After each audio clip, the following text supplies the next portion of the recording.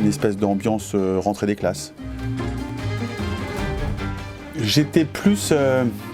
est-ce que c'est l'attitude d'un redoublant qui arrive à l'école, mais j'étais plus à regarder effectivement c'est qui les nouvelles têtes.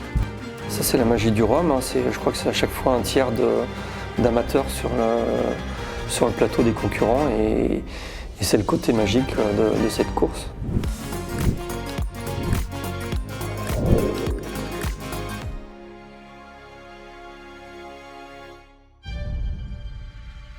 Pour moi, le pro et amateur, les deux vont chercher une émotion, une sensation, un mouvement.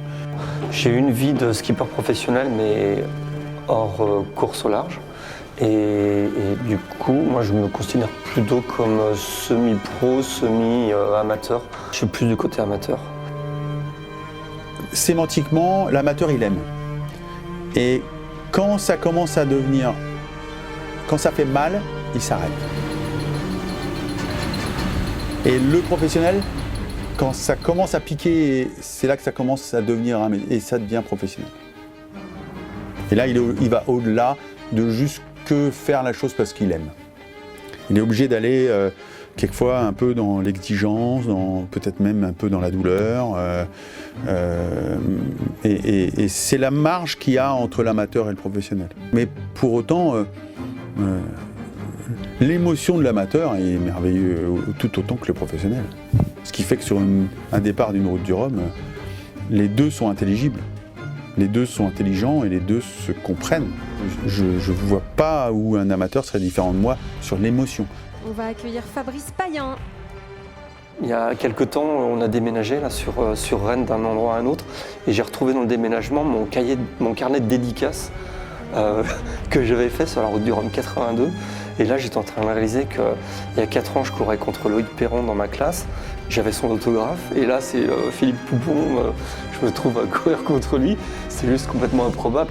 Ou Philou, qui a été mon maître, qui a été... je crois que c'est un des seuls skippers que j'ai eu en poster dans ma chambre. Je vais vers lui et je vais lui serrer la main en disant bonjour, mais en étant hyper intimidé. Donc, c'est, tu vois, dans une même salle, au théâtre Mogador, il s'est passé plein de choses sur l'estrade. De te dire qu'un jour tu vas être dans la même catégorie que ces gens hyper expérimentés.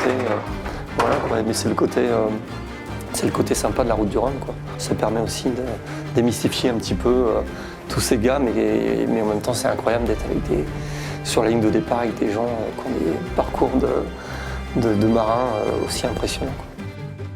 C'est à un moment donné, toutes ces histoires elles convergent vers un jour, une heure.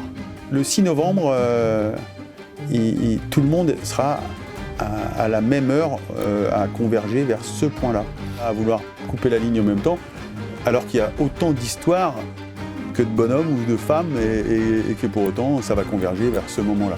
C'est assez génial même quelque part. Et puis après de leur laisser de nouveau la liberté de s'exprimer sur cette route du Rhum, converger vers cette ligne d'arrivée. Arriver en Guadeloupe, ce sera déjà énorme parce que ce qu'il ne faut pas oublier, c'est qu'être en solo sur un multi de 15 mètres avec une seule jambe, c'est déjà super engagé. Et rien que ça, il faut que j'ai toujours ça en tête, que la performance, elle est là avant tout.